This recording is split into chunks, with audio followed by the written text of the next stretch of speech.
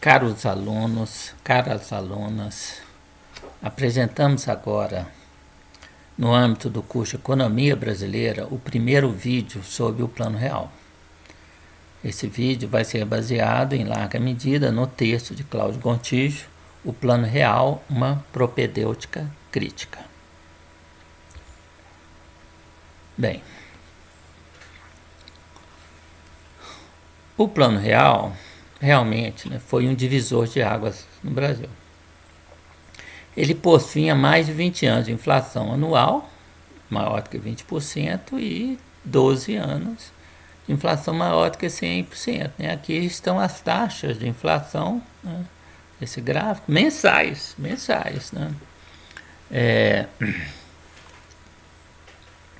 Mensais. Observe que aqui no final do governo Sarney, né, nós temos uma inflação, né, de mais de 80%, né, dependendo do índice, né, 80 e poucos por cento. Né? Ora, né, o que alguns autores consideram que quando você tem mais de 50% de inflação, mesmo é hiperinflação. É claro que nós nunca chegamos ao nível da hiperinflação alemã da década de 20, né, que era de acima de 10% ao dia a taxa de inflação. Né? Bem, ele é considerado como obra-prima, principalmente em termos de concepção, mas também em termos de execução, tá certo? Agora, ele tem sido criticado como responsável pela desaceleração do crescimento econômico brasileiro, e por outras mazelas, pelas crises, né, por algumas crises que ocorreram depois da sua implementação. Né?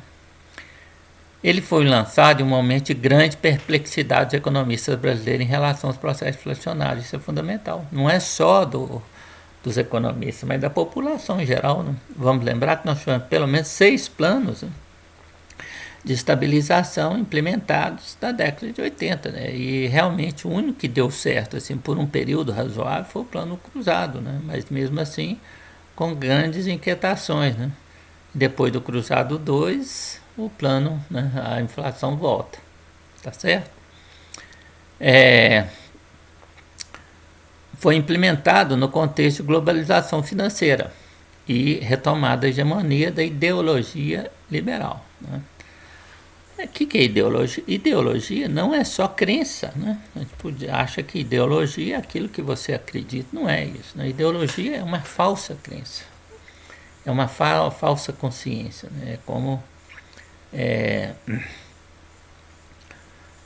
você crê em algumas coisas que estão fundamentadas na realidade efetiva, né? na aparência, mas que não são realmente correspondem à realidade. O objetivo do texto, né, é elucidar a real história do real. Tem um livro da Maria Clara Prado, né, que fala que tem esse título. Mas ela não mostra a real história do real, porque o que ela mostra é a história de bastidores. Né? Mas como ela não é economista, né, ela não tem noção do que realmente estava acontecendo. Né?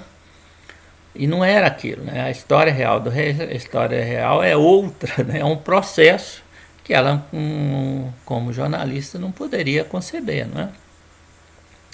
Então nós vamos tentar desfazer vários mitos sobre o plano. Mito, o que é mito? Mito não é uma crendice, né? Mito é uma falsa crença, né? É uma ideia mitológica que não corresponde à realidade, né? Então, isso é importante, né?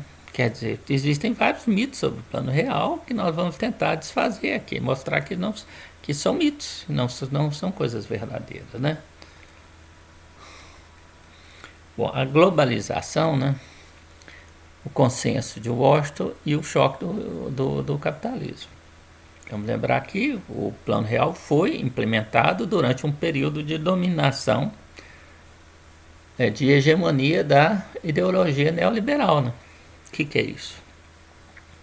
Bom, o Plano Real representava uma tentativa de promover o choque do capitalismo, proposto por Mário Covas na campanha das eleições presidenciais de 1989. Na verdade, depois ele falaram com isso, esse discurso dele encontrou muita resistência e ele abandonou, né? Seguindo o pensamento liberal do PSDB, em linha com o departamento da PUC do Rio. Isso aí é que é meio estranho, nós vamos mostrar porquê, né? Mas é verdade, né? Ora, o que acontece é o seguinte, né? Quer dizer, se você... Para que um choque do capitalismo? Quer dizer, no Brasil não tinha capitalismo, o capitalismo não estava consolidado. Que história é essa? Essa é uma história mal contada. Por quê, né? Porque, na verdade, se tratou de um choque de neoliberalismo e não de capitalismo, né? O capitalismo brasileiro, né, era sólido, havia avançado demasiadamente, né, e vamos dizer, a partir do plano de meta, né, você tinha superado, na verdade, aquela dicotomia entre... O Brasil não era mais um país periférico, porque ele deixara de ser um país, né, importador de produtos manufaturados e exportador de produtos primários. Ele crescentemente vai exportar produtos industriais, porque ele assentou com o plano real, plano de metas, né, programa de metas. Ele acabou de construir, né, principalmente a indústria de bens duráveis de consumo, que tinha começado a ser, mas não tinha indústria automobilística, né? Então você deu um salto na indústria de bens duráveis de consumo e você também deu um salto importante na indústria de bens de capital. O outro salto vai ser dado com o segundo PND, né?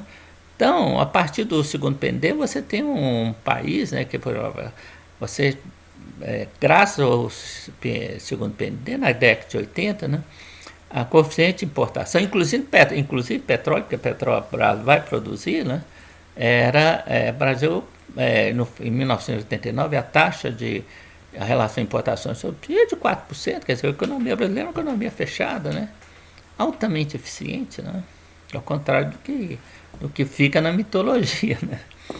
Na realidade, com o capitalismo brasileiro, bom, já estava consolidado, né?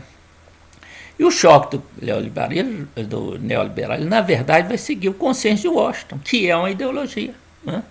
que é a ideologia dominante, porque no processo de globalização financeira, que ainda hoje prevalece, né? E, na verdade, isso é um retrocesso em relação, porque nós voltamos, né, à República Velha, né? As ideologias dominantes da República Velha, né? Isso é a modernidade do Collor, né? A modernidade dos ratos esquidos.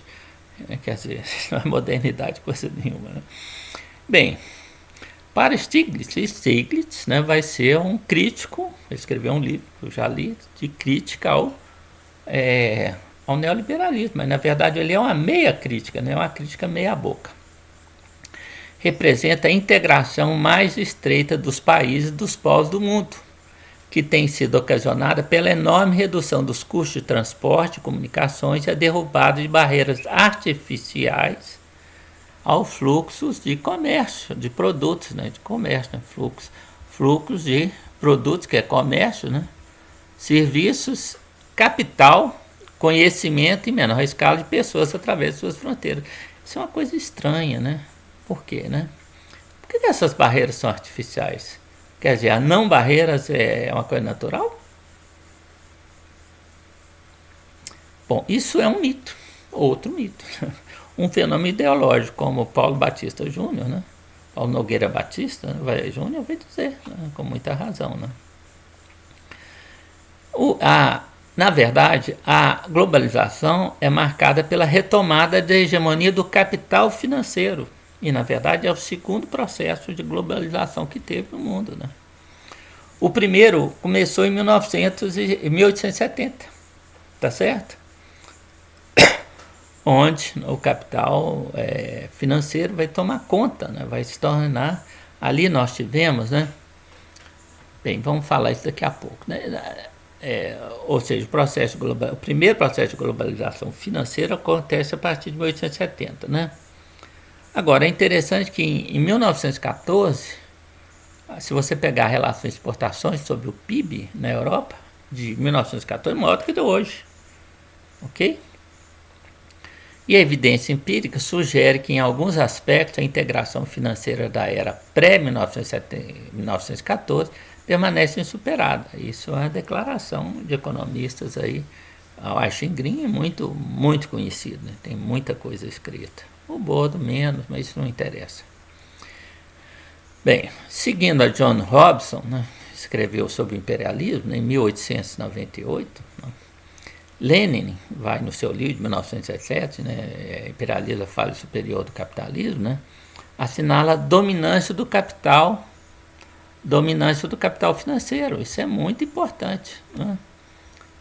Quer dizer, o que o Lenin vai usar o Robson e vai usar o Hilferding também, que escreveu um livro em 1910, escrito chamado O Capital Financeiro. O que era o capital financeiro para Hilferding e para Lenin? Era a conjugação entre capital bancário ou capital financeiro, na linguagem do Marx, por exemplo, né? Ou, digamos, os bancos, o capital aplicado nos bancos e o capital dos grandes oligopólios, dos grandes trusts. Né? Quer dizer, quem manda nos dois é uma classe só, um segmento de classe só, há uma penetração. É o que acontece hoje. Né? O que acontece hoje. Né? Por exemplo, quem manda... Qual é o objetivo das empresas hoje? Você pega um livro de microeconomia e fala, a empresa quer maximizar o lucro. Isso é uma bobagem danada. Né? A empresa hoje quer maximizar o dividendo, o pagamento de dividendo aos empresários, aos acionistas, tá certo? É a geração de valor para o acionista, como dizem os pessoal da administração de empresa, né? Essa geração de valor da administração avacalha, né? Prejudica muito a geração de lucros, né? Tá certo? Você tem agora, por exemplo, você teve o caso do avião da Boeing, do 737, né? Max, né? Por que deu aquele desastre? Porque a Boeing não quis fazer outro avião para enfrentar a concorrência. Né? Da Airbus não quis fazer. Então, por quê? Porque ela não quis fazer, porque gastava muito dinheiro, né? Para fazer um avião. E aí você tinha que reduzir a entrega de dividendos, pagamento de dividendos para os acionistas. Você é remunerado de acordo com a valorização do capital na Bolsa de Valores. Então você não vai fazer isso. Né? Quer dizer, nós tivemos aí o desastre ambiental da Samarco e da Companhia Vale do Rio Doce, porque eles não quiseram gastar com manutenção de barragens. Em vez de gastar 4 milhões para a Vale do Rio Doce, em vez de gastar 4 milhões, não gastou porque isso isso não ia virar dividendos, né? Porque você vai gastar, teve um prejuízo de 20 bilhões. Isso quer dizer, isso é que é a dominância do capital, né? Financeiro. Bom, só que com as duas guerras mundiais e a Grande Depressão, tá certo? Você teve o quê? Você teve, né? O capital industrial vai ceder lugar, ele vai ter um baque enorme com esses eventos, né? E aí quem vai ascender, como se transformar em hegemônico, né? Vai ser o capital industrial, os empresários das grandes empresas, né? Com o Estado, com o auxílio do Estado, né? Você vai ter também a ascensão da ideologia keynesiana, né? E no pós-guerra, né, com a construção do Estado de bem-estar social.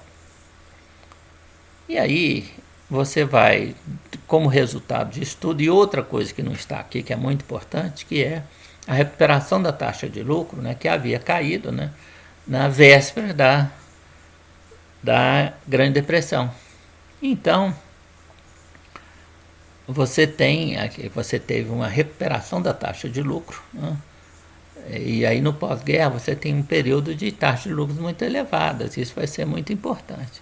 Isso tudo é que vai gerar a época de ouro, o Golden Age do capitalismo, que vai de 1948, por que 48? 47, 40, por causa do início do Plano Marshall, né, que vai retirar a economia americana da recessão e possibilitar a reconstrução do capitalismo europeu, né, da Europa Ocidental.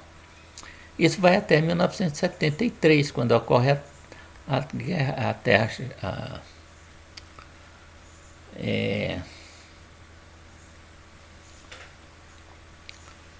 a crise do petróleo, tá certo? Quer dizer, então é isso. E o Golden Age, esse período de ouro, trouxe consigo a recuperação do capital financeiro, porque o próprio acumulação de capital, o crescimento econômico, né, as empresas geram um excedente financeiro que vai que vai para os bancos, né? Então isso é que vai ter uma recuperação das posições do capital financeiro, né? E à medida que fortalece o capital financeiro, fortalece a sua ideologia, que é a ideologia liberal, né? Quer dizer, os industriais querem protecionismo, querem intervenção estatal, querem várias coisas, né? Agora, os banqueiros não, os investidores não, né? Todos são, né? Quer dizer, qual que é a base teórica dele? É a teoria neoclássica. Tem um livro, né, do Bukharin, que foi um revolucionário comunista, né? Participou da Revolução Russa, foi um dos líderes, e depois foi assassinado por Stalin, claro, né? Porque Stalin, como ele não era uma inteligência muito brilhante, né? Ele não era intelectual, não tinha conhecimento de muitas coisas, ele vai assassinar os seus possíveis rivais, inclusive o Bukharin, né? Bem, e a partir de 66, 67, o que acontece? Tendência da taxa de lucro de cair, que está aqui representada nesse gráfico. E essa tendência, né, é que ela vai levar, né, à crise da década de 70, a estagflação, que começa com a crise do petróleo, né? A crise do petróleo não foi proporcionada apenas pela triplicação dos preços do petróleo na esteira da guerra do Yom Kippur, né? A OPEC, PEP, né? Muitos dos países eram árabes, né, que produziam petróleo, vão fazer com que o valor do petróleo saia de $4 o barril para 12. E isso só vai impactar a economia mundial porque ela é pega num período de fragilidade. Tá certo? Bem, isso também, né? Isso vai proporcionar essa crise de estagflação que vai até 1982, né? De 74 a 82, vamos dizer assim, né? Vai levar a uma crise do keynesianismo, né? Que foi em parte, né, proporcionada exatamente porque agora a teoria neoclássica está vigorosa de novo, né, por causa do fortalecimento das posições do capital financeiro, né? Então isso vai levar, além da crise do keynesianismo, o reforço da ideologia liberal, né? Bom, mas aí, né, na década de 70, no início da década de 70, nós vamos ter o início da desregulamentação do setor financeiro norte-americano. Depois vai ser seguido por todo mundo. O que acontece, né? Os Estados Unidos o setor financeiro norte-americano estava sofrendo com a concorrência do mercado de euro-dólares, que havia sido formado meados da década de 50, né? Que é o mercado de euro-dólares? São dólares que estão depositados em banco, na verdade eram em bancos ingleses inicialmente, começou no Milbank, e que esses bancos recebem depósitos em dólares e emprestam em dólares. Então, por isso que é euro-dólares. Na verdade, devia ser English dólares, né? Porque era o mercado de Londres, né? Londres vai se crescer, vai se transformar numa praça financeira importantíssima. Ela tinha perdido grande parte desse papel no pós-guerra, né? E isso não cabe examinar aqui em detalhe, né? Mas ela então vai fortalecer-se como prato financeiro com esse mercado. E aí, né, esse sistema financeiro que não estava regulamentado, né, estava fora o Banco da Inglaterra deixou esse sistema sem regulamentação, né? E aí o que acontece? Né? Ele começa a concorrer com o sistema americano. E aí você tem fugas de capitais dos Estados Unidos, você tem várias coisas. Então, os Estados Unidos, para defender o seu mercado financeiro, ele primeiro começa a eliminando os tetos que existiam sobre a taxa de juros norte-americana, né?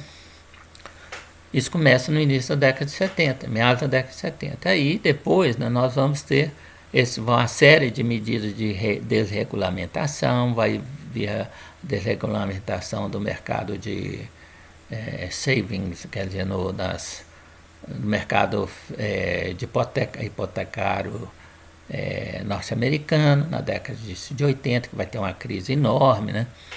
E isso vai culminar com a lei, né, Gramm-Leach-Bliley, de 1999, que é a lei Anti-Glass-Steagall Act, de 1933. Essa lei, Glass-Steagall, ela segmentou o setor financeiro norte-americano para evitar que a crise de um setor se contagiasse com o outro. Bom, essa lei acabou com isso. Então, com essa lei em 1999, você já não tem mais regulamentação, digamos assim, nenhuma. Você tem regulamentação, mas não nesse nível, né? Do sistema bancário, sistema financeiro norte-americano. Isso foi copiado por todos os outros países, né, desenvolvidos. E você vai ter também, né, os governos de Margaret Thatcher, que eu acho que subiu ao poder em 1979, né, Ronald Reagan em 1981 e Helmut Kohl em 1988, que é a troika conservadora, né, que vai, na verdade, defender interesses, né, do grande capital, principalmente o capital financeiro. Bem, outro fato importante, né, vai ser o golpe de Volcker. O que é o golpe de Volcker? De 1979. O Volcker, né, era o presidente do Federal Reserve System, do Banco Central norte-americano. E ele vai para a reunião do FMI de setembro de 1979 e lá estava se discutindo a substituição do dólar como moeda de reserva. Ele sai no meio da reunião, vai causar um escândalo, volta para os Estados Unidos e implementa uma política monetária extremamente dura, contracionista. O que acontece? Isso vai fazer com que as taxas de juros, né, explodam, tá certo? Vão lá para a estratosfera, né? Isso, né? Mais a recuperação das taxas de lucro, né, que está apresentada aqui, né? Esta recuperação da taxa de lucro, ela vai ser resultado de quê? Ela vai ser resultado, né, da revolução da informática, microinformática. Isso é sempre assim, né? O capitalismo caminha através dos chamados grandes ciclos de Kontraviev, né? O que regula esses ciclos? A condição da taxa de lucro. A taxa de lucro, ela chega um momento que ela começa a cair, porque se esgotam os efeitos da última revolução tecnológica, e aí ela chega lá embaixo. Quando ela chega lá embaixo, é um período de especulação financeira, de estagnação, né? Que foi a década de 70. Aí o que acontece? Foi isso. Bem, nós tivemos aí a crise do subprime, a causa é a mesma. Então, aí você tem, nesse caldo, né, as empresas duramente afetadas, né, introduzem inovações realmente revolucionárias, que façam com que a taxa de lucro se recupere, é o que está aqui. E aí a economia entra num novo ciclo expansivo, né, que acontece a partir de 1982, como se vê aí, né? Bem, então, além disso, você teve um Reaganomics. O que é Reaganomics? É a política econômica do presidente Reagan, que vai ter uma política macroeconômica keynesiana de ponta cabeça, ou bastarda, como dizia a professora Maria da Conceição Tavares, porque ele vai adotar uma política de redução da tributação dos mais ricos, porque ele quer favorecer, ele é uma pessoa comprometida com o campo de capital, com os ricos. Então vai haver uma redução da tributação. E, ao mesmo tempo, ele vai, né, aumentar os gastos militares extraordinariamente, né, para tentar peitar a União Soviética, né, o reino do mal, como ele dizia, né. E isso vai causar, então, a recuperação da economia. E quando a taxa de juros, a política do Volcker, né, quando o dólar se valoriza, né, o valor do ouro cai, o dólar se valoriza, né, E a inflação americana também cai. Então, a partir de 1982, né, há, como se vê aqui, há uma redução da taxa de lucro. A taxa norte-americana é azul. Tá certo? Há uma redução da taxa.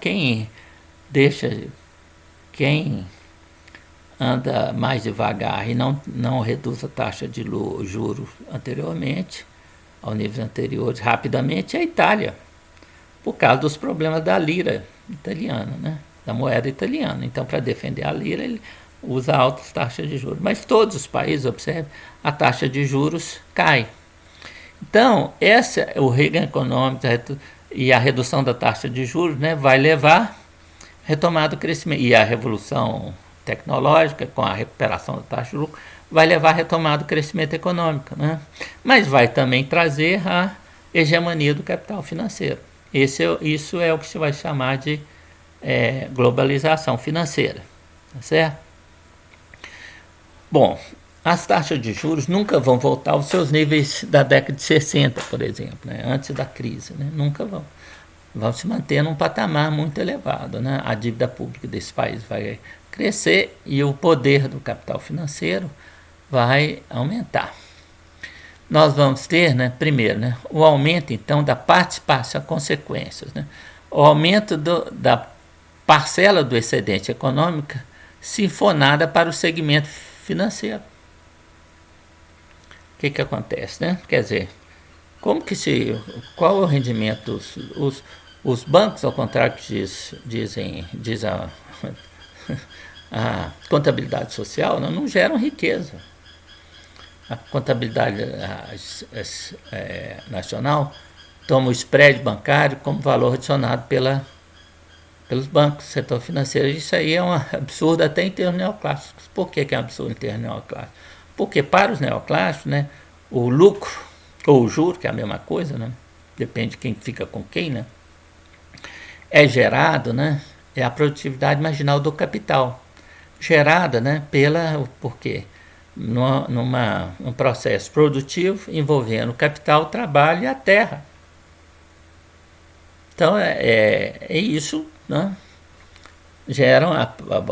Cada fator de produção tem uma produtividade marginal e a produtividade marginal é o juro do capital, é o juro. Ora, então o juro é gerado na esfera de produção. A própria atividade emprestar não gera valor, cadê o processo produtivo? Está produzindo o quê? Não tem produto. Não é? Então, é um setor não produtivo, tá certo? E ele vai, mas o setor financeiro vai se agigantar, né? Se agigantar.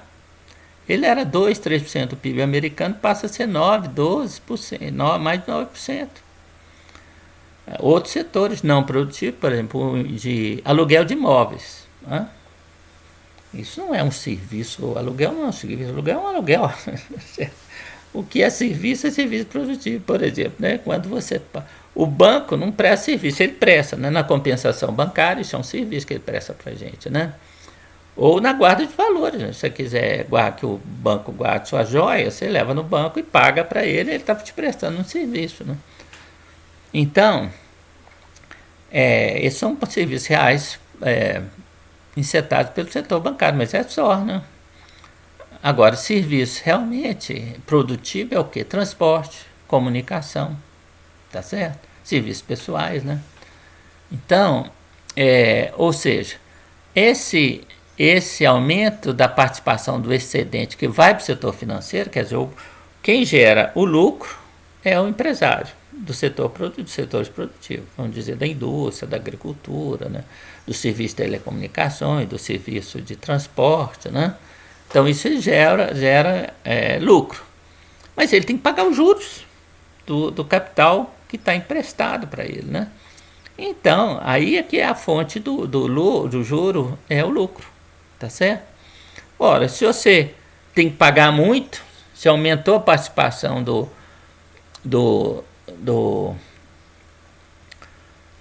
juros no lucro, sobra menos para você investir. Aí você pode investir, mas você tem que tomar dinheiro emprestado, correto? Né? Bem, e aí isso vai levar à queda dos investimentos. É o processo de desindustrialização. que vai afetar negativamente a taxa de crescimento, né, econômico. Tá certo? É o que se pode ver, né, nessa tabela. Observe o que vai acontecer, né? Aliás, desculpa, vai levar, isso mesmo, vai levar, essa tabela mostra o processo de desindustrialização, tá certo? No final da Guerra Mundial, da Segunda Guerra Mundial, o PIB industrial dos Estados Unidos representava 50% do PIB industrial do mundo. Ele vai perdendo a participação, né, porque a indústria americana vai crescer menos que a indústria, por exemplo, europeia, por causa do plano Marshall. E porque a indústria europeia, quando ela se é reconstruída, com dinheiro americano, né, ela vai exportar. E aí vai comer mercado da produção americana, das exportações americanas. Isso é que é um dos problemas que vai levar, né, à crise do dólar na década de 70, tá certo? Aos déficits da balança comercial dos Estados Unidos. Então, bem, só que em 1970, né, a participação do PIB industrial, não tenho dado, né, mas ela era menor do que 50%, mas era muito maior do que 14,2%, que vamos estar aqui nesse gráfico, que é o dado relativo a 1995. E isso continua caindo, né? Em 2015, nós temos uma participação da indústria dos Estados Unidos na indústria total do mundo de 11,5%. Bom, em compensar, quer dizer, isso que é a desindustrialização, ok? Se você pega, né? Agora, se você olha os dados da China, observe que a China, em 1995, ela tinha 8% da produção industrial do mundo, 8,3%, ou seja, tinha 2/3 da produção americana. Em 2015, né, ela já tinha mais de quase duas vezes e meia a produção industrial dos Estados Unidos. Hoje deve ter 3 vezes, né? A produção industrial chinesa era maior do que a produção de todo o grupo do G7, os 7 países capitalistas mais avançados do mundo. Por isso que essa obsessão dos presidentes norte-americanos, com Trump e agora com Biden, né, de dar um jeito de reverter essa situação, mas isso é irreversível, não tem jeito. Os Estados Unidos já perdeu a concorrência para a China, né? Isso é definitivo. Bom, quer dizer, até a Índia tem 7,6, tinha em 2015, porque hoje é maior, né? Hoje eu não sei, antes da pandemia, 2019, hoje eu não sei, não tenho dado, não tem jeito de calcular, né? Bom, e o Brasil, né? O Brasil está com 2,8%, né? Ele tinha mais de 5% em 1980, hoje está com... Hoje não sei, né? Hoje deve estar abaixo de 2%. Então isso é o processo de desindustrialização. Consequência da hegemonia do capital financeiro. Aliás, o Lenin já tinha falado isso, né? O que o Lenin realmente falou é isso aí, a estagnação da economia. Observe as taxas de crescimento, né? No pós-guerra, os Estados Unidos cresceu 3,7%. O grupo do G7 cresceu 5% ao ano. Puxa, uma taxa maravilhosa, né? Bem, em 1980, 70, as taxas já tem uma desaceleração, porque já tem o fim do plano Marshall, várias outras coisas, né? Agora, observe que a partir da globalização financeira, que a globalização realmente começa na década de 80, mas ela vai ganhar força na década de 90. Por quê? Por causa da desmantelamento da União Soviética pelo Yeltsin. A União Soviética, ao contrário, esse é outro mito, que ela caiu, né? Caiu de podre. Né? Isso é uma bobagem enorme. Né? Ela não caiu, né? Houve um golpe do Yeltsin. Eu assisti os tanques da quinta divisão, acho que é quinta divisão de paraquedistas, que era leal ao Yeltsin, bombardeando o Soviético Supremo, porque o Soviético Supremo não queria o desmantelamento da União Soviética, né? E nem a população. Houve uma consulta popular e mais de 80% da população falou que queria a manutenção da União Soviética, né? Então essa ideia de que ela não tinha apelo popular, etc., isso é uma bobagem, isso é um mito, bobagem. Um mito sempre uma bobagem, mas não é uma bobagem, porque a gente fala bobagem que não tem importância. Esses mitos são cruciais, né, na história humana, né? Mas observe que nós temos uma desaceleração, né, econômica muito grande, né? Tá certo? Observe que é uma queda da taxa de crescimento da economia dos países mundiais, dos países capitalistas. Então a participação deles vai encolher os Estados Unidos, que tinha aí, acho, 40% da produção do PIB mundial em 30%, né? Aí está 29,5% em 1946. Então, vamos arredondar 30% no final da Primeira Guerra Mundial, né, da Segunda Guerra Mundial. Está com a metade, 15,5% em 2016. Né? Em compensar, isso vai acontecer, né, que a participação do G7, que era mais de 50%, vai cair para 31% em 2016. Hoje não, 2019 está menor, hoje deve estar menor ainda. Bom, mas isso não sei, né? Depende aí dos resultados da pandemia, que eu ainda não peguei. Também porque nós estamos no meio dela. Já tem de 2020, né? Lascou a estimativa do Fundo Monetário Internacional. Bem, então, o Japão perde participação, tá certo? Que era considerada a segunda economia, né, em 1990. A União Soviética tinha 7% e o Japão 8,9%. Mas isso era influenciado pelo fato, se você pegar os países do leste europeu, dava 14%. Né? Dava quase o PIB dos Estados Unidos hoje. Né?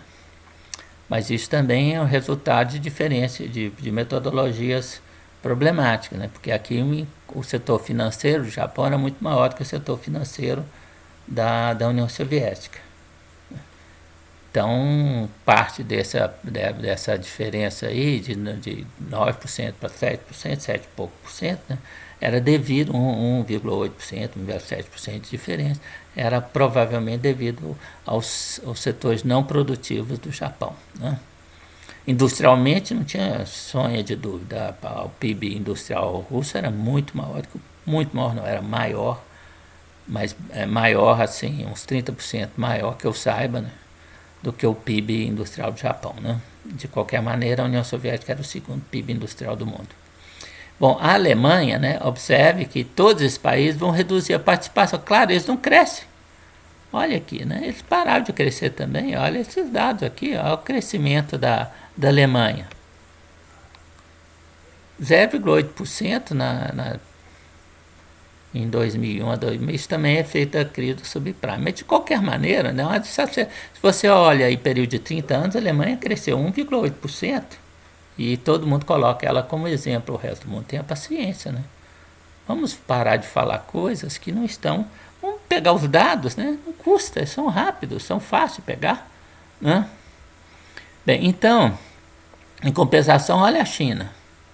A participação da China é crescente, né? Agora, olha aqui o caso do Brasil. O Brasil foi um dos países que mais cresceu, né, no período de 1947 a 1980. Tá certo?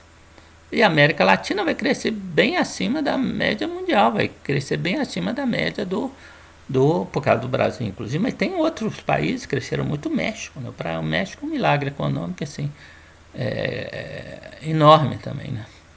Ora, mas isso tudo é uma reversão que vai acontecer depois, né? Graças ao liberalismo. Né? Mas o que interessa, né, é que, uma coisa que vai ser importantíssima nesse período vai ser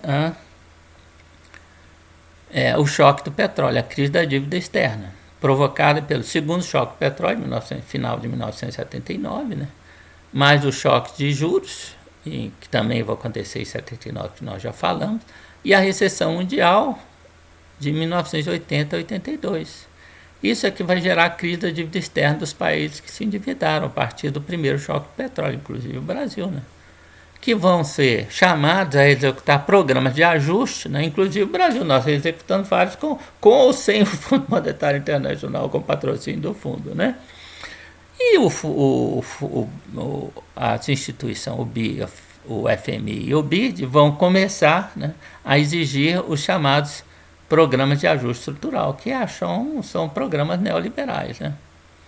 Como diz o Harvey, né, as crises em países específicos puderam ser usadas para reorganizar relações sociais de produção internas em cada país, que ocorreram de modo a favorecer a maior penetração dos capitais externos. Assim, regimes financeiros domésticos, mercado de produtos domésticos, empresas domésticas florescentes foram obrigados a abrir-se à absorção por empresas americanas, japonesas e europeias. As proposições do FMI, né, do Banco Mundial e do Tesouro dos Estados Unidos, nessa época, acabaram sendo codificadas por John Williamson e se transformaram em condicionalidades. O que é condicionalidade? É exigências. Quer dizer, chegou um determinado momento que você obteve um empréstimo do Fundo Monetário Internacional para que você enfrentasse uma crise do balanço de pagamento, você tinha que privatizar as estatais, você tinha que fazer várias coisas que eram condicionalidades, senão você não obtinha o empréstimo. Mesma coisa com o Banco Mundial, né? Quais são elas? Disciplina fiscal, ou seja, equilíbrio das contas públicas, tá certo? Reordenamento das prioridades dos gastos públicos, priorizando as despesas em favor dos pobres. Reforma tributária, que combinasse uma ampla base tributária com alíquotas marginais moderadas. Liberalização das taxas de juros, acabando com a repressão financeira. A repressão financeira é quando você, de uma maneira ou de outra, mantinha baixas taxas de juros, né? Que não seriam aquelas que prevaleceriam, isso também é uma hipótese, né? Se o mercado financeiro fosse liberalizado, né? Taxa de câmbio competitivo, que permitisse o equilíbrio do balanço de pagamentos. Liberalização comercial, liberalização das contas de capital, quer dizer, você tem que aderir ao livre comércio, acabar com qualquer restrição de movimentos de capitais, privatização e desregulamentação dos mercados e fácil acesso aos direitos de propriedade. Bom, só que isso, na verdade, o fundamento disso é um edifício construído sobre areia.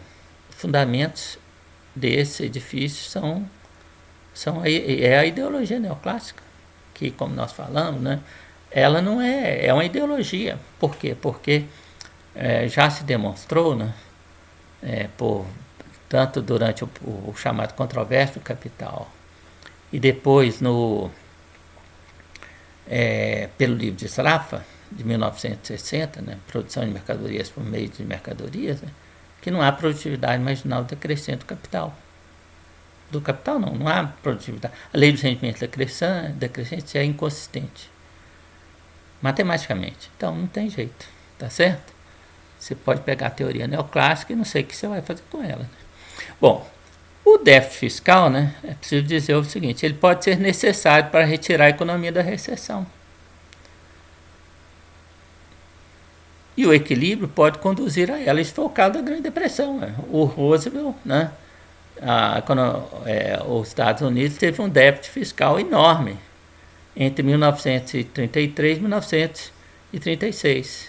E aí o Roosevelt, então a economia foi recuperando aceleradamente. Aí o Roosevelt, em 1937, resolveu equilibrar o orçamento. O que aconteceu? Recessão. Foi a chamada depressão de Roosevelt, né? Mas aí ele aprendeu e depois voltou a ter déficit, né? Então a economia voltou a crescer. Além de não ser condição necessária nem suficiente para a estabilidade dos preços. Nós vamos ver isso mais adiante, né?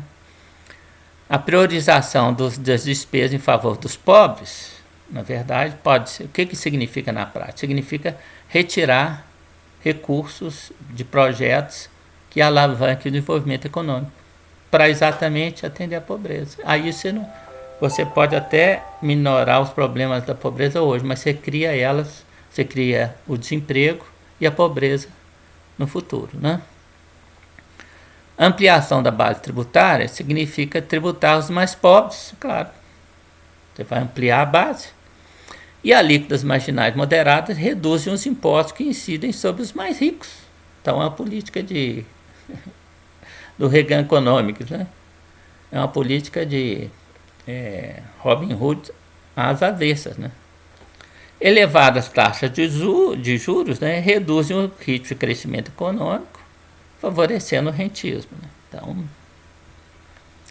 a conveniência de taxa de câmbio competitivo depende das elasticidades de preço da demanda doméstica por produtos importados e da demanda do resto do mundo por produtos exportados. É a chamada condição de Marshall-Lerner, né? Por exemplo, por que o Brasil não adotou taxas de câmbio competitivas durante o período de substituição de importações? Ou pelo menos até 64, porque não adiantava. Você desvalorizava o câmbio para fazer. As exportações não cresciam, porque ninguém ia tomar mais café, porque o preço caiu. E nem você importava menos, porque você tinha que importar petróleo, um monte de coisas que eram essenciais, que você não produzia domesticamente, então não tinha jeito. A abertura comercial representa, na verdade, um grande obstáculo ao desenvolvimento econômico. Primeiro, né, o princípio das vantagens comparativas do Ricardo, né, você pode mostrar que está errado. Tem um texto que eu trato disso, que chama as duas vias do princípio da demanda, do princípio das vantagens comparativas, né? Então, quem quiser, né, eu fiz para o padrão ouro, mas ele é válido também para o padrão mas isso é outra discussão, né? Ou seja, não tem sustentação teórica, e o modelo, por exemplo, de Heckscher-Rollin está errado. Porque se não há lei dos rendimentos decrescentes, o modelo de Heckscher-Rollin não funciona. Então ele está errado, certo? Como demonstra, e empiricamente, você teve, né? Por exemplo, a Inglaterra se industrializou, a Inglaterra só realmente vai aderir ao livre comércio em 1846. Ela se industrializou com proteção aduaneira, né? E com práticas, que a gente fala, práticas desleais de comércio, né? A França, os Estados Unidos, aqui estão as taxas, as tarifas de importação dos Estados Unidos. Tem uma fase em que essa tarifa, né, eram elevadas, mas foram caindo. Isso aqui é por causa da influência dos estados do sul dos Estados Unidos. Tá certo? Mas, a partir, então, da Guerra Civil, né, da Guerra da Secessão, eles foram mantidos em um patamar muito elevado, um pouco, certo? Você pode até dizer que não foi tão alto assim, mas foram mais de 40%, né, de média. Estados Unidos só vai realmente, né, só na década, só no pós-guerra é que ele realmente vai adotar o livre comércio. Então as tarifas vão cair, mas isso é uma coisa do pós-guerra. Os Estados Unidos já era a principal potência industrial do mundo, né? Aí você pode aderir ao livre comércio e deve, né? Então você teve o caso da Alemanha, a partir, né, de eu acho que é da unificação, não, é de não lembro exatamente, 1973, né, quando tem a Grande Depressão, 1873, a Grande Depressão do século XIX, né, ela coloca tarifas extremamente elevadas, a industrialização da Rússia, do Brasil, com um carro muito bem sucedido, nem da Coreia do Sul, que é apresentada como exemplo de livre mercado. O que é isso, meu Deus? Vamos ler os livros de história econômica, né? Por exemplo, tem um livro da Armstrong, que foi minha professora na New School, nos Estados Unidos, né? Next Giant, né? Coreia, Next Giant, né? o próximo gigante da Europa, que era a Coreia, né?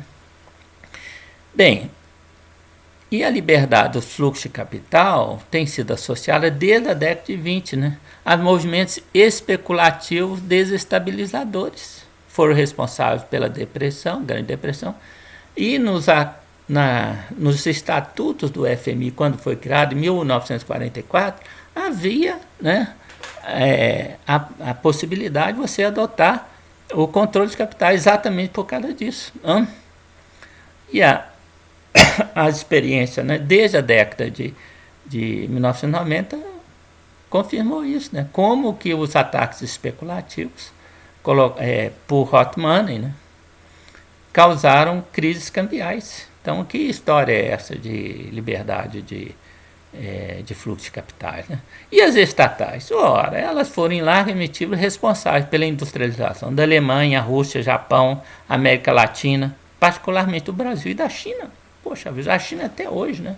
Ah, mas e a Coreia? A Coreia não tem estatais, mas o chaebol, os grandes conglomerados industriais, foram criados com o patrocínio do Estado. Então não são estatais, mas são paraestatais, né?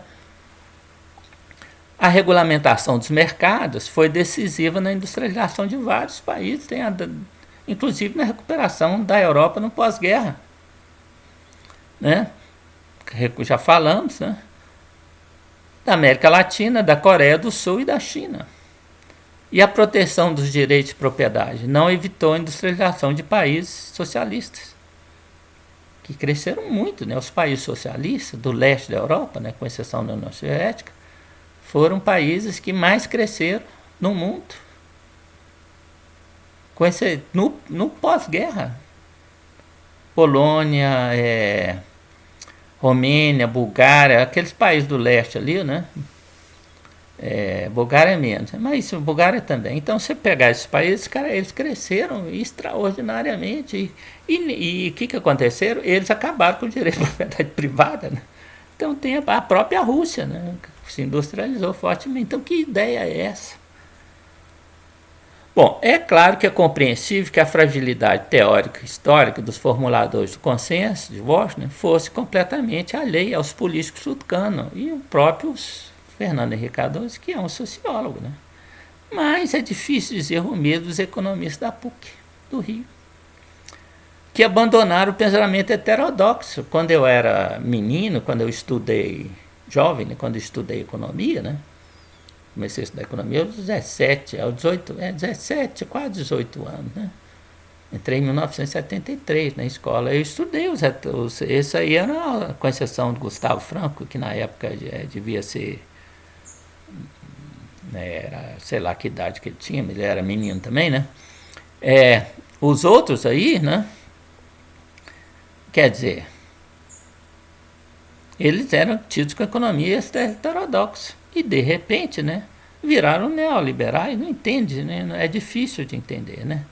E aqui, né, isso, porém, fica mais difícil você aceitar isso ou entender o que aconteceu quando você lê o livro, né, que é um livro de economista muito próximo, né? Por exemplo, Modiano escreveu nesse livro, né, A Ordem do Progresso, que é um livro de economia brasileira, que é muito bom até... Bom, a parte da ópera do Três Cruzados não é tão boa assim, mas é um bom livro, né? Muito bom em alguns capítulos, né? Até a edição mais nova, que tem o plano real para frente, isso é uma porcaria dessa parte, né? Mas os outros são muito bons, né? Muito bons, né? Então, quer dizer, o Brasil, quando você lê o livro, né? Quer dizer, o Brasil se tornou no país mais industrializado do terceiro mundo. Em 1980, ele tinha 4,28% do PIB da economia, do PIB do mundo, né? Por quê? Porque não aplicou as recomendações do consenso. Meu Deus! Quer dizer, isso é um livro do pessoal heterodoxo da PUC. E aí? O que aconteceu que eles viraram neoliberais? E aqui tem a participação do PIB do Brasil no mundo, né?